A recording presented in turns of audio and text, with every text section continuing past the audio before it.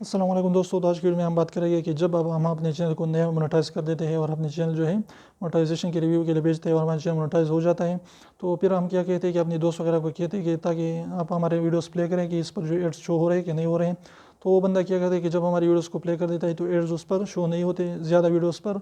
अगर आप जो 30 वीडियो देखते हैं तो वहाँ पर तकरीबन 5 वीडियोस पर आपको एड्स शो हो गए और बाकी वीडियोस पर नहीं होते हैं। तो ये मेन चीज़ क्या होता है, ये मेन गेम जो है वो है कीवर्ड्स की, यानी आपने किस तरीके के अल्फाज यानी किस तरीके के टाइटल चुना है, सेलेक्ट किया है कि उस पर जो है आपने वहाँ पर टाइटल दिया है, डिस्क्रिप्शन दिया है, उसके टैग्स लगाए हैं। तो आपने इस तरीके की टाइटल, डिस्क्रिप्शन और टैग्स देने हैं जिससे जो है आपको ज़्यादा से ज़्यादा एड्स जो है वहाँ पर जनरेट हो सके और वो कीवर्ड जो एडवर्टाइज़र चाहते हैं कि उस पर जो है एड्स दें। तो इस तरीके का पता आप किस तरीके से लगा सकते हैं कि आपने जो है अपने टाइटल्स जो है टाइटल को कॉपी कर लीजिए, यूट्यूब पर उसको सर्च कीजिए।